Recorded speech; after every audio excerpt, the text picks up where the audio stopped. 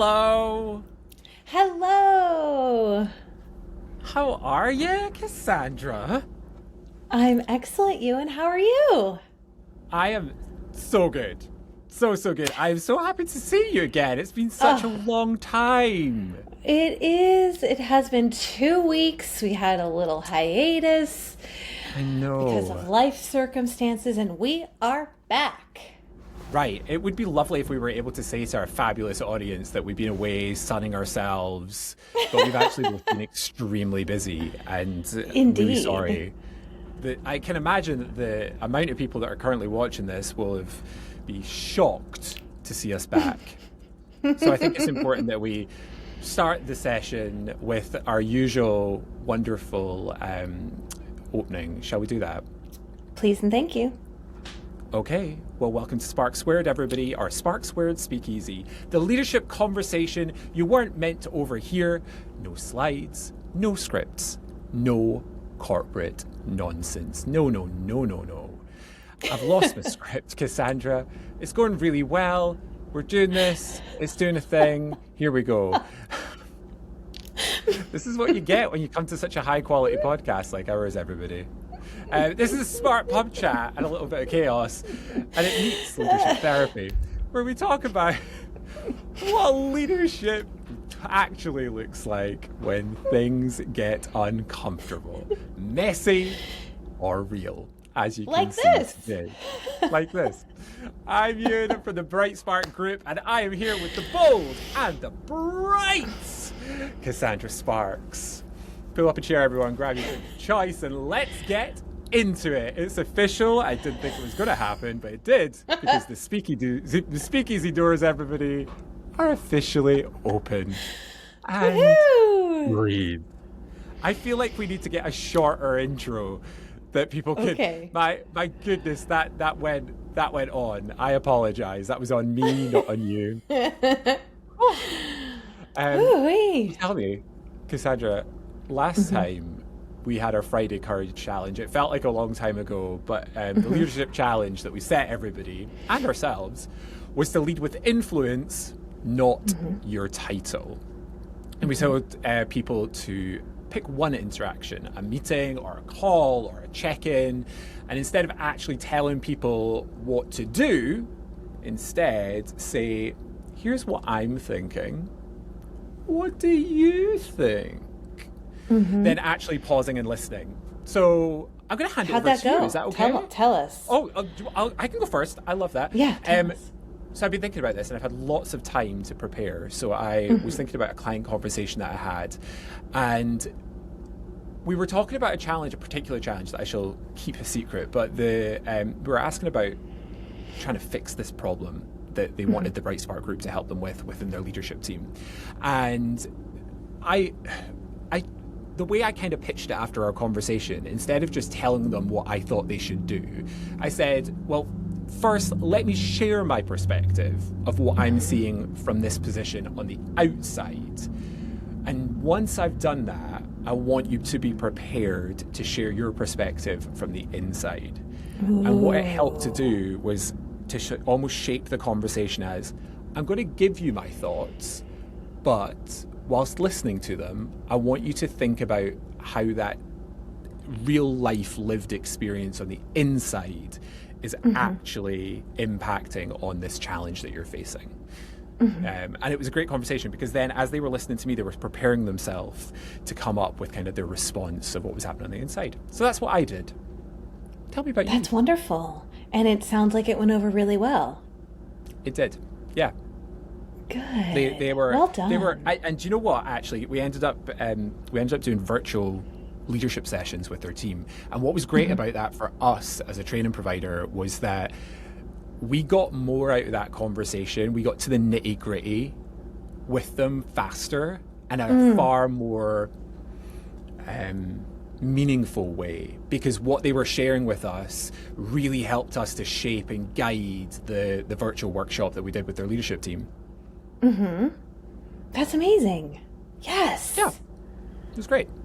Look at us making things happen. And showing that this this phrase or this perspective, here's what I'm thinking, what do you think? Such a simple phrase can completely shift not only the dynamic, but can make the workflow so much smoother and better for everyone. Right, absolutely. And it helped them to come into that experience, with a really clear mindset of exactly what they wanted to achieve by the end of it, what their goal was. Yes, because they had ownership, right? Right, exactly. Amazing. Wow. My story, yeah. So I am newly certified in this very exciting space, the Dale Carnegie training arena. We are super excited for you. We are super excited. It's been a long time dream. It's been a lot of work and commitment to get to this point. And last week, the reason we didn't have our speaky was because I was at my final event, certification event. It was 4 days, all day long, very intense and evaluative. So every day we were being evaluated and coached and supported. We had an amazing master trainer in the room who is just spectacular. And we were working through an activity. And I asked him, who, is such an expert in the field, I said, here's what I'm thinking. What do you think? Because I wanted to do the exercise in a specific way that was a little bit different. And typically it's the master trainer that's giving the instruction of how to do it. But I was like, I wanted to propose this idea, and it went really well. The master trainer said, I think that's a really interesting approach. Let's try it. Let's see how it goes. And it was a slam dunk. So by getting buy-in up front and getting, support from him, we were able to deliver a really powerful activity to the group. I love that. Did his perspective shift and change anything that you were doing? I think that it showed that I was a creative thinker, because again, I wanted to do it a little bit differently than we typically would do in a Dale Carnegie course. So it showed creativity, it showed flexibility, and I think that helped him see that. I'm not sure that it shifted his perspective, but it definitely helped him see that I was those things. Great. I love that. That's fantastic. And we love that you're creative. It's one of our favorite things about you. Thank you. Well, at the end of this episode, we are going to pose this week's Friday Courage Challenge. So definitely everybody stick around for that. And we'd love you to challenge yourselves. We will challenge each other. And we'll recap next week when we reconnect at the Speakeasy. Today, we are going to be talking about clarity is the new motivation. And that was our thought of what we want to talk about. So do you want to introduce us a little bit to that, Cassandra? Kind of kick us off? I do.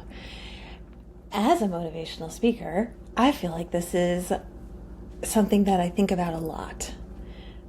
When we think about leaders, we might think that their team needs more motivation. I believe that everybody could benefit from motivation. Some leaders might think, okay, I'm going to motivate them, I'm going to encourage them, I'm going to hold them accountable, and that's all great. But it can fall flat if in the day-to-day there's not enough clarity in the work that's being done, the projects that need to be completed, and the tasks that are on the to-do list. So motivation without clarity isn't really motivation. It's just a stressor. Right. Absolutely agree with that. I think when I think back to some experiences, do you know what? One of the things that I always consider when I think about clarity and when we're teaching clarity in our Spark program with our clients is, I remember a time when I was a receptionist on a front desk in a hotel, in a big branded hotel in Scotland. And I had never worked in a hotel before. I had very little experience working in a hotel, and nobody had taken any time to explain to me just the basic expectations of what a receptionist was. I had all the personality and the ability to communicate with guests and make them happy and do all those great things. But I had absolutely no understanding of how a hotel worked, or even how the experience of being a guest felt.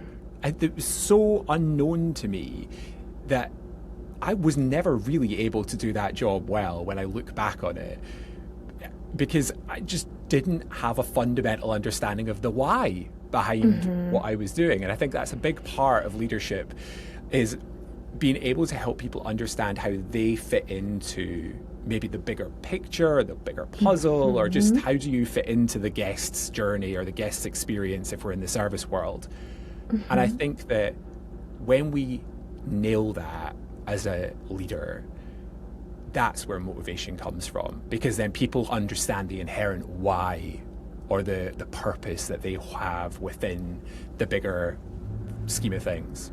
So I am totally with you on this, that motivation, it's not something that comes from the pizza party on a Friday. It comes from giving people the tools, the resources, the knowledge, and the experience that they need to be able to do their job well, and to be able to understand what those expectations are within that environment. Yes. Well said. Do you have any experiences of times, I'm putting you on the spot here, do you have any experiences of times when maybe expectations haven't been set clearly, and that has led to you feeling just like, I am not sure what I'm doing here. I'm feeling rudderless, and I don't quite know what to do about it. Any experiences? Indeed. Once upon a time, I worked in higher education for over a decade, and I was in a role that was brand new to the college. And because of that, the expectations were undefined, loose at best. And yet there was this expectation that didn't match the way the job was set up. So I was operating under one pretense and then expected to kind of reach for another area of my brain that didn't quite work. It was very numbers heavy, and I'm not a numbers person, generally speaking. I know we've talked about You're in that. Good company. I know, neither are you. So the lack of expectation in like one half of the job was really challenging. And then this kind of unspoken, unexpected expectation on the other side, where I had to pull out some skills that I didn't really know I had until I figured it out, was really, really difficult. And I felt the pressure because it was a new position, and there was a lot kind of riding on it. And I didn't feel necessarily set up to succeed. That's awful. It's just looking back on those experiences. I know it made me stronger. I'm sure it made you stronger too. It did. But at the time, as a team member, as somebody who's being led, you almost I look back on that and think, why did no one sit down with me and just ask me the question, what don't you understand? What's missing? And what gap can I fill in for you? Like, can I take you to a room and show you what a room looks like? Let you open up the minibar, see what's inside the minibar? Like, let's stand at the front door and let's walk through that entire experience that a guest would have until they're sitting in this hot tub or the swimming pool with a glass of champagne in their hand, right? I just think that leaders sometimes need to take a step back and think, how can I make this clearer to my team? What clarity can I unlock that's going to make them more successful and help them feel more bought in and motivated by the part of the experience that they play, or the part of the workflow that they play. I love that. It's so brilliant. I'm going to do this early in our episode. You know what it's time for, don't you? Oh, I Hey, know. Ewan, I've been can missing I get it. a hell yeah? Hell yeah! Oh, it's just That was so awful. beautifully said. Awful. And it's Thank you. such a simple idea, right? Like, set your folks up for success by giving them the basics, Right. especially if it's someone new. And Right. that, Absolutely. if you had that experience when you started at the hotel, it would have completely changed the day-to-day experiences you had and would have made you better, would have made the brand better, and It the would have guest experience it better. would have made me more efficient. It would have made me a more efficient team member as well. I would have been able to do more because I had that understanding. That's And right. so it's something that I advocate for when I'm working with service teams, whether that's in hotels or restaurants or big brands or in call centers. Do your team truly have a sense of clarity? We have a module, actually, one of our workshops in the Spark leadership journey experience called Clarity is Kind. And Clarity is Kind is kind of founded upon this concept of there being like a spectrum of clarity that everybody has. And it's a really great visual that allows people to kind of see it like a gauge of understanding or a gauge of clarity. And it starts off at the very bottom with this sort of stage of clarity being oblivious. You don't know what you don't know. No idea what you're doing, why you're doing it. You're just doing it, if that. And as a leader, you want to get your team through this gauge so that they move from oblivious all the way through to fully aligned. Yes. And fully aligned is a really hard place to be. And generally what we find with leadership, especially in the service industry, because it is so fast-paced and high volume, is that we get to a certain point in that gauge of clarity, and that's where we stop. So we get them from oblivious to maybe vague. They have a vague understanding of what the expectation is. Like they're aware of their purpose, but they're not necessarily aware of how that purpose translates into success. So that motivation isn't there yet. They're just aware of it. And then we move from that sort of vague sense of clarity to a sense of specificity.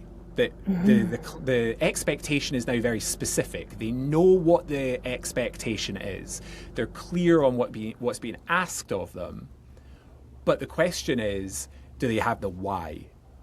Do they understand the purpose behind the expectation and how that expectation like really translates into success? How does it make the guest feel or the customer or the client feel? And it's at that point when a leader feels like their team member specifically understands the expectation that's being set, that a leader will likely go, my work here is done, and off they go. Because they're like, well, I've told you the standard. You know what the standard is. You know what the expectation is. So what the hell else is there for me to do here? This is a you problem, not a me problem. And off they go. And then they come back and they're like, hang on a second. I thought you understood the expectation. You're like, yeah, you told me what it was, but I don't know why I'm doing it. Like, why? What does this contribute to the greater good? So that's where we really, in the Clarity is Kind module that we do, is we really push our leaders past that point and give them the tools that they need to be able to better understand what comes next. And then the next step in the gauge of, or the spectrum of clarity is understood. So does somebody not just hear it and know it and is able to recite the expectation, the standard, whatever it might be, but do they actually understand what it means? Can they not just recite it back, but truly understand the impact of meeting that expectation on the guest, the client, the customer, whoever it might be? And then you get yourself to aligned. And it's at that point when everybody's aligned, where I know as a leader that you know as a member of my team what the expectation is and how that expectation contributes to our success as a team. That's the pot at the end of the rainbow. That's where we want to get everybody to, right? So whenever we kind of share that framework with our participants and let them see, what tends to happen is that they start going, oh, I know that problem child in my team is actually not as aligned as I thought they were. They're still stuck up at specific. It's my job as a leader to get them past specific towards understood, and eventually we'll get them to aligned. Yes. But if we constantly set expectations and then wipe our hands and walk away, That's an us problem as leaders, not a them problem. It's our job to build that clarity into alignment. Yes.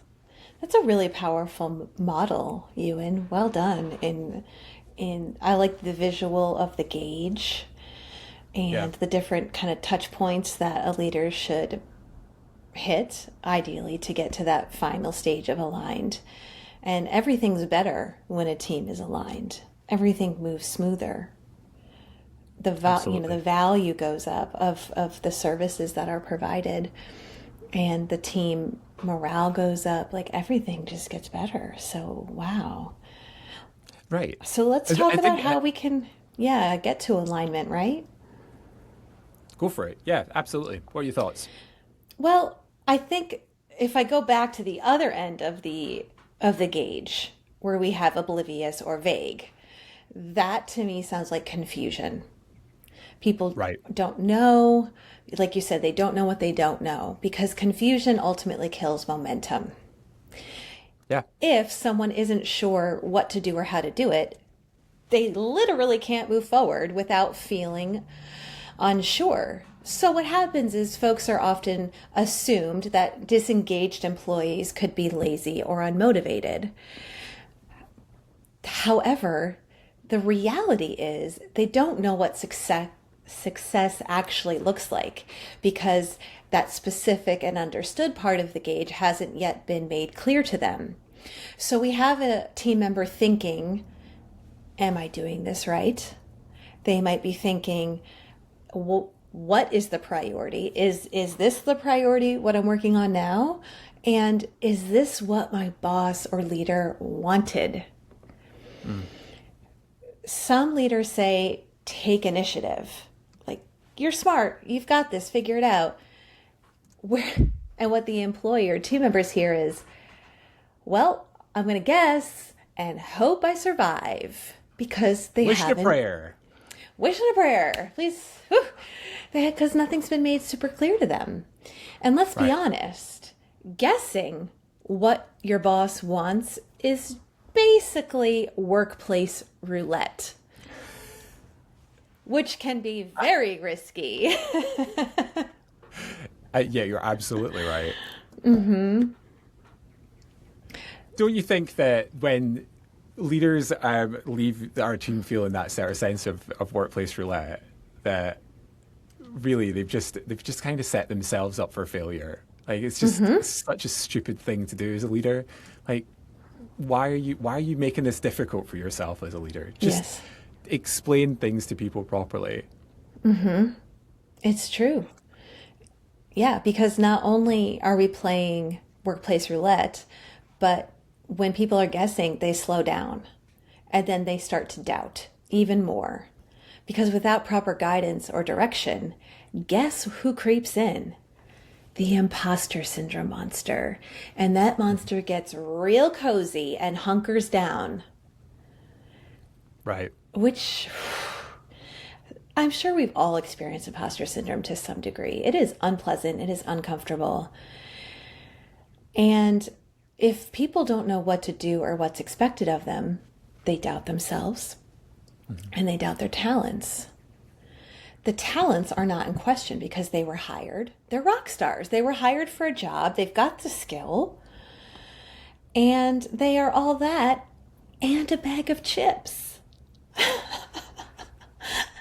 I love that. That imposter syndrome monster is totally drowning out the skills that they have and what they know to be true about what they bring to the table because of the lack of clarity. Absolutely. I want to pick up on something that you said there around the take initiative piece, because what you just said, I think that take initiative piece leads into the imposter syndrome and can lead to imposter syndrome. That take initiative thing drives me absolutely bonkers, because what you're essentially saying to your team member when you say, just use your common sense, take initiative, you'll work it out, is I am too lazy as your leader, or I am too busy as your leader to focus on your success. Yes. And listen, we're all busy. Leaders are busy. It's hard being a leader. There's nothing easy about it. But every time you say something like, use your common sense, take initiative, you'll work it out. You're just leaving a little breadcrumb of a trail that leads back to, I, as your leader, maybe don't know how to do this properly. I, as your leader, don't care if you do this properly. I, as your leader, just don't have time for you. I just don't care enough. And my big thing is that while saying it once might not feel like a big deal, if you're saying that once or twice or 3 times a month to your team, whether it's to one person or to multiple people, you are painting a picture about you as a leader. And you're starting to say, I don't have time to help you succeed. And that's going to build a culture that I think is very hard to unravel over time. And I think it's a culture that you probably don't want to create as a leader. So you then end up with a team of people who have been the rock stars in a bag of chips, got the job, super excited about the opportunity to learn and grow and develop their skills. And now they're faced with a leader who isn't going to help them to learn and grow and develop their skills. They're left on their own floundering. And that's where imposter syndrome starts to fit in or set in. And that imposter syndrome monster, like you say, is a hard monster to get rid of. Yep, they get real cozy. Real cozy. Well, I love that. I think that is really important for us to remind everybody that if people are guessing, they're just simply not progressing. And the simple fact is that clarity creates a sense of momentum in teams. It creates a sense of forward movement. And forward movement is the catalyst, the spark, that can make a team progress further than you ever imagined them to progress. Totally.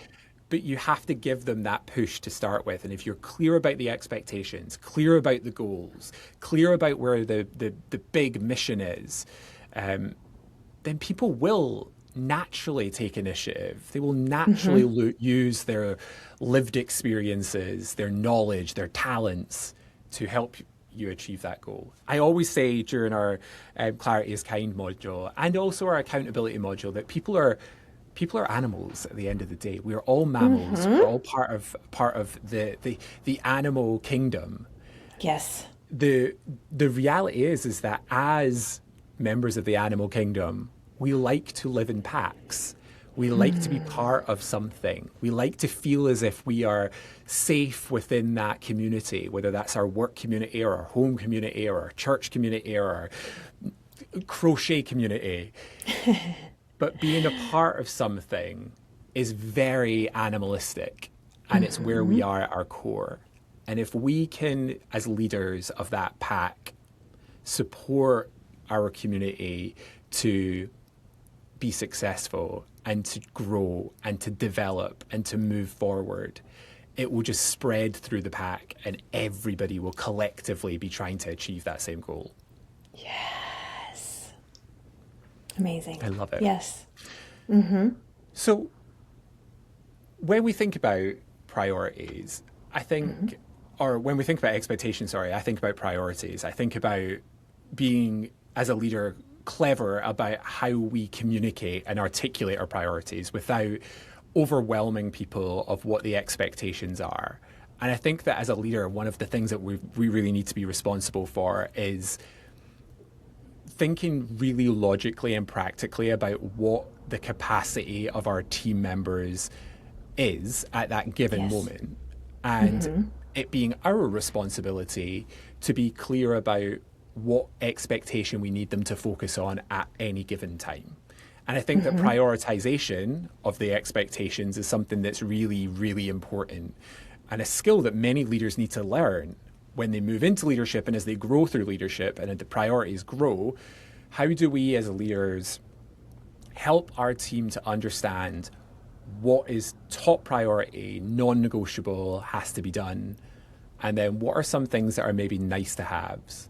So do you have any tips or tricks or thoughts on that around prioritization? Well, do you remember a couple weeks ago we spoke about boundary setting? Yeah. And we talked about what happens when someone interrupts you. Hmm. And the response that we kind of workshopped and role played was, is this a now issue or is this a later issue? Yes.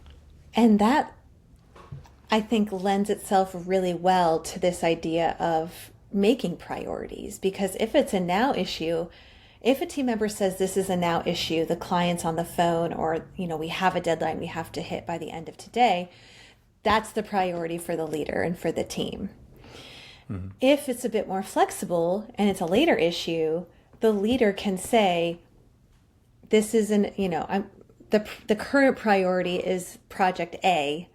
Let's focus on what you're talking about, project B, as soon as this wraps in 2 hours. Mm-hmm. So it can become very clear what the priority is when you have conversations like that. And we shouldn't be afraid to ask. It doesn't make us weak to ask our leaders, what is the priority?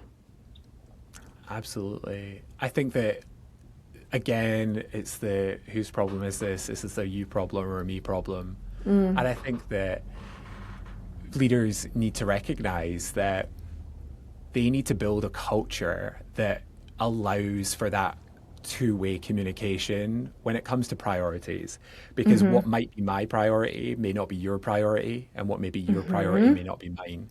So having a very clearly understood process for that, whether that's through regular meetings or regular catch-ups. I know something that we do at the Bright Spark group with our production team is we have a meeting every Monday, Wednesday, and a Friday. It's 30 minutes. It's really quick. We do an update of our projects on board or on deck, and then we will update on the specific tasks that people are working on, so that we can reassign and redirect if we need to, reprioritize.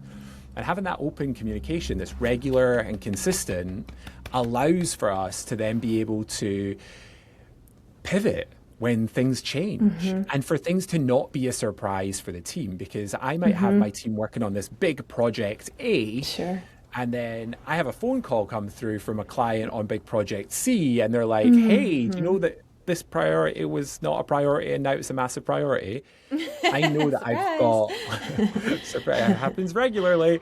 I know that I have very little time until our next touch point where I can pivot and redirect our resource. So I think that as leaders, we have to very quickly gain the skill of understanding what is important and what is urgent.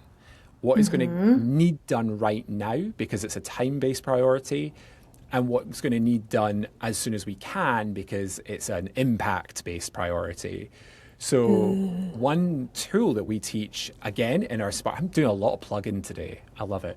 In our Spark leadership journey, Spark leadership journey, teambrightspark.com/spark for anyone that's interested, is in the art of getting stuff done, which is a 2-hour module on the skills and the tools that you need to actually just organize your life as a leader. We teach this concept, which I'm sure many people have heard of already, called the 4-box principle, or the Eisenhower matrix, or the urgent important matrix, whatever you want to call it. It's the same thing. 4 boxes, up in the top, important, urgent, down at the bottom, not important, not urgent, and then vice versa. Anyway, easy peasy. But what's really good about it is it helps leaders at the beginning of their day to decide, right, what do I need to tackle first up in the top box, and what can wait as a nice to have if I get the time to get to it. It allows you to then really become more laser focused about all the noise that happens in your life as a leader. But what's really, really good about it is it allows you to more clearly articulate to your team exactly what your priorities are right now and what the team's priorities are as well. So it gives you a little bit more structure to that chaos, which is always nice. Oh, that's beautiful. Right? And I imagine that tool is especially helpful for leaders whose brains tend to be running at about 1,000 miles a minute, and to be able to just stop, jot down keywords in each of those boxes in the matrix. That way it's clear, it's written, and then if they get pulled in another direction and their brain goes into that space, they have already written it down. They don't have to like Right. remember, okay, what was it this today that we needed to focus on, or this first half of the week? It's there. Yeah, absolutely. Yeah. And here's the deal. Like, I know that writing things down for some people is just like, what? The joy of this is that, and I love to see people using it, is that you can just do it on your phone with like the Notes app if you have an iPhone. Yes. Just have 4 different notes. One's for urgent, important. One's for not urgent, but important. One's for important, but not urgent. And one's for not urgent, not important. And then there's your list. Like, you just go and choose the list that you've got time to work on. Knock off the first list, get that done. There's usually like 1 or 2 tasks on that urgent, important, and then get into the urgent, not importance, or the not importance. It's really urgent. smart. Everyone. Yeah. And now it's we're speaking to all types of learners and the different ways people like to work. Some people are paper-based, some people are tech-based. So yes, super idea with the iPhone notes. I love it. Right, exactly, because we all have one of those in our pocket, so it's nice and easy. There's actually apps that you can use as well. So no doubt. I've got Actions by Moleskine, which is awesome. If anyone's a lister out there, Actions by Moleskine. Do you know the Moleskine books, like the notepads, the really beautiful leather-bound notepads? Moleskine have an app now called Actions, and it's like a list-based thing. We are not sponsored by them, but if you would like to sponsor us, you're more than welcome. Indeed. So, yeah, I highly recommend that. It's a great app for listers. Well, There's something so satisfying about checking something off of a list. Oh, it's glorious. tell me this, Cassandra, are you one of those people that if it's not on the list but you've achieved it, you write it on the list just so you can score it out? Absolutely. Good.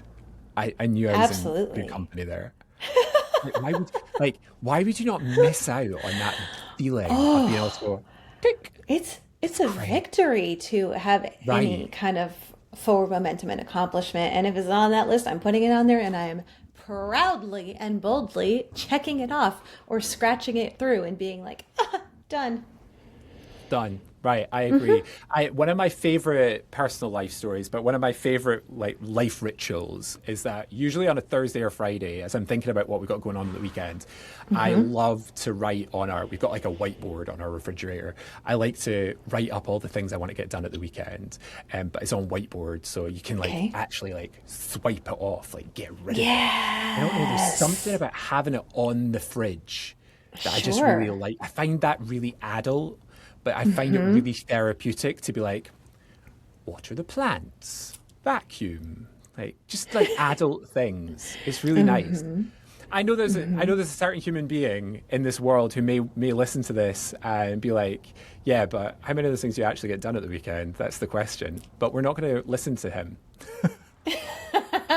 That's for you to know. Yeah, right, exactly. And just you. That's for you to keep.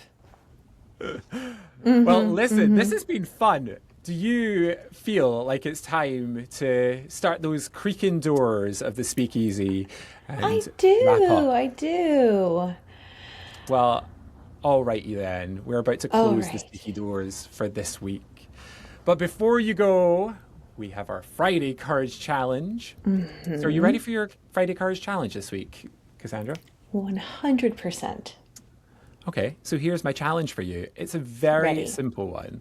I want you to ask someone on your team or in your life, what does success look like for this project or for this task or for whatever it might be that you're talking to them about? What does success look like for this project?